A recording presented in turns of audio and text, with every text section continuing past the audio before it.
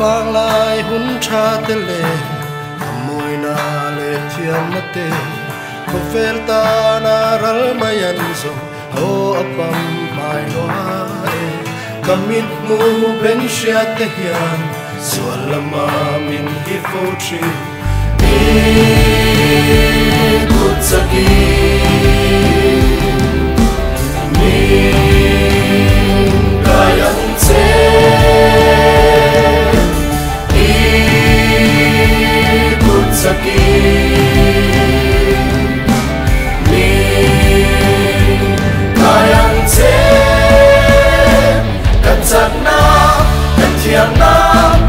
Mar môi lai berita